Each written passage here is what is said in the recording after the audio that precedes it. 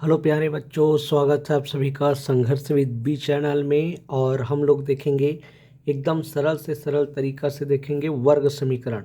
वर्ग समीकरण या फिर इसको कहते हैं द्विघात समीकरण।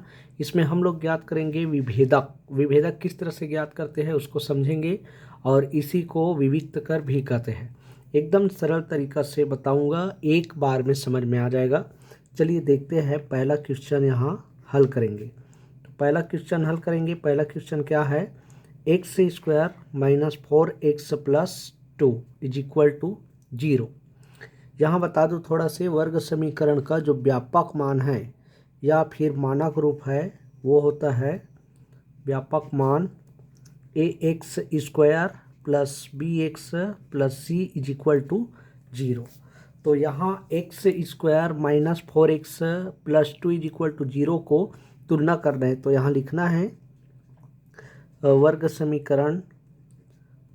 समीकरण x square minus 4x plus 2 is equal to 0 को वर्ग समीकरण के मानक रूप, इसको क्या कहते हैं? मानक रूप।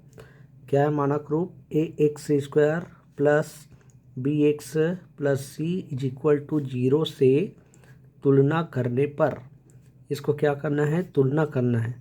तो तुलना करने पर करके लिखना है, तुलना करना है। तुलना करने का मतलब देखिए, इसमें इसके गुणांक को लिखेंगे। एक्स स्क्वायर है तो एक्स स्क्वायर यहाँ है, लेकिन इसका गुणांक कितना है? 1 है। और यहाँ बी है तो इसका गुणांक कितना है? माइनस का 4, क्योंकि एक्स इसमें है, एक्स इसमें, इसको नहीं लिखेंगे। और सी के जगह में किसको लिखेंगे? 2 को लिखेंगे।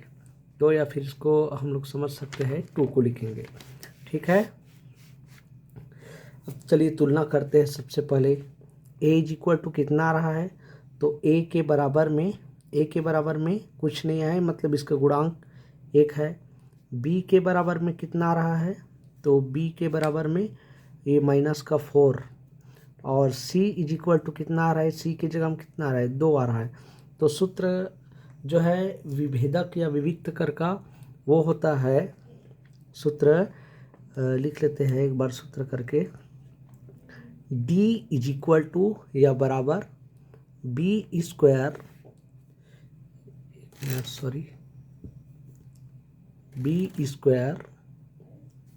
माइनस 4ac, इसी में मार रखना है। d is equal to b square minus 4ac। b के जगह में कितना है? तो b के जगह में है माइनस का 4, स्क्वायर है तो स्क्वायर, माइनस है तो माइनस 4 है तो फिर 4 इंटू ए के जगह में कितना है? तो ए के जगह में है 1 और इंटू सी के जगह में कितना है? 2। एकदम सरल है। आगे हल करेंगे तो माइनस 4 का होल स्क्वायर, माइनस 4 का होल स्क्वायर मतलब कितना आएगा? माइनस 4 का होल स्क्वायर में, तो माइनस 4 का होल स्क्वायर में ये माइनस 4 और इसका होल स्क्वायर करेंगे तो माइनस 4 और माइनस 4, तो माइनस माइनस का होगा प्लस, और 4 और 4 का गुणा करेंगे तो 4 चौक कितना होगा? 4 चौक 16, प्लस को नहीं लिखते हैं। तो यहाँ समझ में आ गया कि इसका कितना आएगा। तो इसमें आ रहा है माइनस 4 का प्लस में 16 मतलब 16, माइनस 4 एकम 4 और 4 दूनी कितना होगा? 8। तो 16 में 8 घटाएंगे तो कितना आएगा? 8। ये क्या है आपका आंसर। एकदम सरल है। सेकेंड वाले देखते हैं। सेकेंड में देखिए, सेकेंड को हल करने के लिए यहाँ हल करेंगे।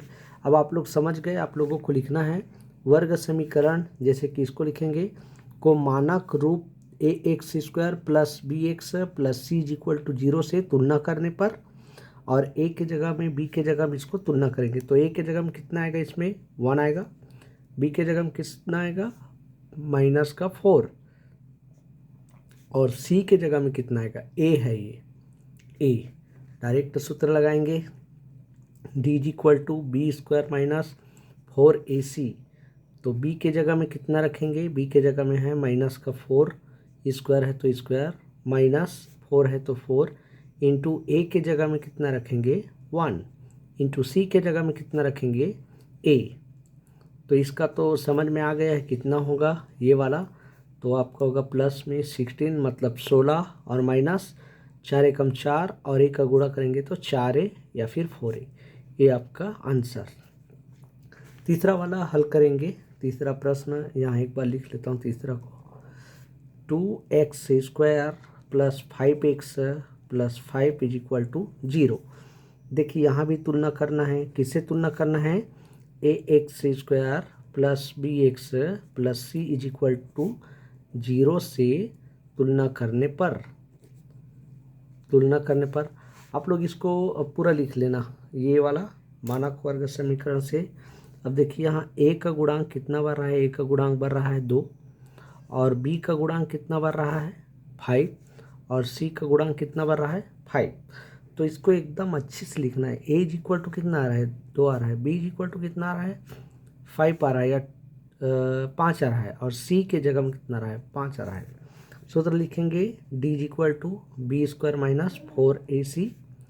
तो b के जगह में कितना है? 5 है, तो ये 5। अगर यहाँ चिन्ह में चेंज होता है तो आप चिन्ह में रखेंगे। ये स्क्वायर माइनस 4 है तो 4 इंटू a के जगह में कितना है? 2 है और c के जगह में कितना है? 5 है। चलिए तो हल करते हैं। 5 का वर्ग, देखिए 5 दूनी 10 ऐसे नहीं करना है।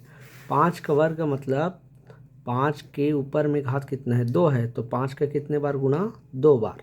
5 पंचे कितना होगा? 25 होगा। इसी तरह से तो 5 पंचे यहाँ पर कितना हो रहा है? 25 हो रहा है। और 4 दूनी कितना हो गया? 8 हो गया। और 8 पंचे कितना हो गया? तो 8 पंचे हो गया 40। इसको घटाएंगे, 10 में 5 घटाएंगे तो कितना आएगा? 5। 3 हो गया, 3 में 2 घटाएंगे तो कितना आएगा? 1। माइनस वाले बड़ा है तो कितना आएगा? माइनस में आएगा। क्या है आपका आंसर है। एकदम सरल है, एकदम बेसिक है। इसी तरह से हम लोग देख लेते हैं नेक्स्ट क्वेश्चन। तो नेक्स्ट क्वेश्चन में जो है मिल रहा है वो है मूलों का योगफल और गुणनफल का क्या करना है? ज्ञात करना है। मूलों का योगफल और गुणनफल ज्ञात करना है। तो इसके लिए इसमें भी आपको इसी मानक समीकरण से क्या करना है? तुलना करना है। तो इसमें पहला लेकर चलते हैं। पहला वाला जो है आपका x² minus 5x plus 6 is equal to 0। इसको तुलना करना है मानक समीकरण से। मानक समीकरण या फिर व्यापक रूप बोलते हैं ax² plus bx plus c is equal to 0 से तुलना करने पर। चलिए इसको भी तुलना करते हैं। तुलना करेंगे तो यहाँ पर फिर से देखिए a के स्थान में कुछ नहीं है, तो a के स्थान में कुछ नहीं है मतलब यहाँ कितना आएगा? 1 आएगा। तो a इज इक्वल टू 1 रखेंगे। b इज इक्वल टू कितना रखेंगे? b के जगह में कितना है? माइनस का 5। और c के जगह में कितना है? तो c के जगह में है 6। अच्छा, मूलों का योगफल व गुणनफल। तो मूलों का योगफल को दर्शाते हैं अल्फ़ा प्लस बीटा से। ये अल्फ़ा का चिन्ह है। Alpha plus beta is equal to होता है minus b upon a। Minus b upon a होता है। तो यहाँ पर मान रखेंगे तो देखिए मान रखेंगे तो ये माइनस तो पहले से है। उसके बाद b के जगह में कितना है? माइनस का 5 है। अपान a के जगह में कितना है? 1 है। माइनस माइनस का प्लस होगा 5 और नीचे में आएगा 1। 1 से 5 को डिवाइड करेंगे, भाग करेंगे तो 1 का 5 बार भाग करेंगे तो 5 आएगा। ये आपका योगफल वाले के लिए आंसर है। इसी तरह alpha into beta. Alpha into beta किसके लिए है? गुणनफल के लिए है। इसका सूत्र होता है c अपान a। तो c के जगह में मान रखेंगे। c के जगह में कितना है? 6 है। a के जगह में कितना है? 1 है। तो 1 से 6 को भाग करेंगे तो 6 आएगा। ये क्या है? आपका आंसर है। तो इस तरह से आप लोग बना सकते हो। इसी दूसरा देख लेते हैं। दूसरा वाला जो है आपका, दूसरा वाला में क्या आ रहा है? थोड़ा सी लाइट में परेशानी आ रहा है, तकनीकी पास मिला रहे तो हो रहा है। चलो ठीक है, कोई बात नहीं। दूसरा वाला हल करेंगे। दूसरा क्वेश्चन यहाँ है। दूसरा क्वेश्चन 3x² माइनस 5x और प्लस करके 2 is equal to 0। 3x² minus 5x plus 2 is equal to 0। इसको हल करेंगे तो आप लोग समझ गए कि किससे हल करना है। ax² plus bx plus c is equal to 0 से तुलना करना है। तो ए के स्थान में कितना आ रहा है, ए की जगह में कितना आ रहा है 3 आ रहा है, बी की जगह में कितना आ रहा है -5 आ रहा है, और सी के जगह में कितना आ रहा है, तो सी के जगह में 2 आ रहा है। अल्फ़ा प्लस बीटा ज्ञात करेंगे। Alpha plus beta is equal to होता है -b/a। तो ये माइनस है तो माइनस, और b के जगह में फिर से -5/a के जगह में कितना है, तो a के जगह में कितना है 3 है, तो ये माइनस माइनस का होगा प्लस, और अपान में आएगा 3। ये आपका आंसर है। इसी तरह से गुणा वाले देख लेते हैं, अल्फ़ा इंटू बीटा। तो अल्फ़ा इंटू बीटा के लिए हल करेंगे तो इसमें आएगा c/a। c के जगह में कितना है, c के जगह में ढूंढिए 2 है, तो ये 2, और a के जगह में कितना है 3 है, तो 3 कैंसिल नहीं होगा। ये आपका आंसर है। इस तरह से आप लोग बना सकते हो, बहुत सरल है। एक एक जो वर्ड है वो आप लोगों को समझ में आ रहा होगा। उम्मीद करता हूँ कि बढ़िया समझ में आ रहा होगा। इसी तरह से तीसरा को देख लेते हैं। तीसरा क्वेश्चन हमारा कहाँ है, ये वाला है 3x²।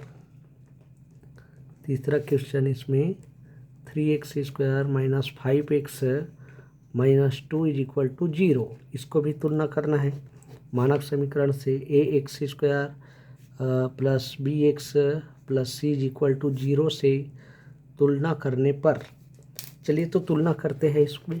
a के स्थान में कितना, a के जगह में कितना लिखेंगे 3 लिखेंगे, b के जगह में -5 लिखेंगे, और c के जगह में -2। यहाँ माइनस है, ध्यान देंगे। इसको हल करेंगे तो इसमें फिर से plus beta is equal to -b/a। Minus है तो माइनस, b के स्थान में कितना है -5, और a के स्थान में कितना है, तो a के स्थान में है 3। माइनस माइनस का प्लस चिन्ह में परिवर्तित नहीं होगा, ये हो गया 5 और ये हो गया 3। ये आपका answer. Alpha into beta c/a। c के स्थान में कितना है, तो c के स्थान में है -2, c के स्थान में -2, और a के स्थान में कितना है, या a की जगह में कितना है 3। तो ये क्या है, आपका आंसर है। बच गया आपका चौथा क्वेश्चन। तो चौथा क्वेश्चन में x² plus 6x -6 is equal to 0 तुलना करेंगे किससे, मानक समीकरण से। तो ax² plus bx plus c is equal to 0 से तुलना करेंगे तो a के स्थान में कितना आ रहा है, तो a के स्थान में आ रहा है आपका 1, और b के अगर इसी मिले ना तो उसके जगह में आप लोग, सॉरी नहीं दिखाई दे रहा है क्या, अगर एक के जगह में आप लोगों को कुछ नहीं मिलता है, इसी है, तो फिर इसके जगह में 1 रखना। b के जगह में कितना आएगा, तो b के जगह में आएगा 6, और c के जगह में आएगा -6। c के जगह में आएगा -6। सूत्र में मार रखेंगे। सूत्र मार रखने के लिए थोड़ा से अलग अलग पेन में देख लेते हैं, क्योंकि एक जैसा हो जाएगा। Alpha plus beta is equal to होता है माइनस का b/a। माइनस है तो -6 है, तो 6/a है, और a की जगह में कितना है 1 है, a की जगह में कितना है 1 है, भाग करेंगे तो कितना आएगा -6 है। इसी तरह से यहाँ अल्फ़ा इंटू बीटा के लिए देखेंगे तो अल्फ़ा इंटू बीटा का सूत्र होता है c/a। तो c के जगह में कितना है -6, और a के जगह में कितना है 1, तो इसमें कितना आएगा -6। ये आपका आंसर है, ये भी आपका आंसर है। ठीक, तो समझ में आया। बहुत ही सरल है, एकदम सरल तरीका से आप लोगों को बताया हूँ। अगर इससे और सरल से समझना, या फिर और क्या सरल से, सब एकदम सरल है। ऐसी वीडियो जो है एकदम सरल तरीका से समझने के लिए आप लोग चैनल को सब्सक्राइब कर देना। वीडियो अगर अच्छी लगा तो वीडियो को लाइक कर देना, कमेंट करना। जहां आपको समझ में नहीं आ रहा है वहां आप कमेंट करना। जो क्वेश्चन आपको चाहिए, जो क्वेश्चन आपको समझ नहीं आ रहा है, वो क्वेश्चन को आप लोग कमेंट कीजिए, उसका आप लोगों को वीडियो मिल जाएगा एकदम अच्छी से अच्छी तरह से, एकदम सरल से सरल तरह से जो है आप लोगों को समझाया जाएगा। और इसी उम्मीद के साथ धन्यवाद।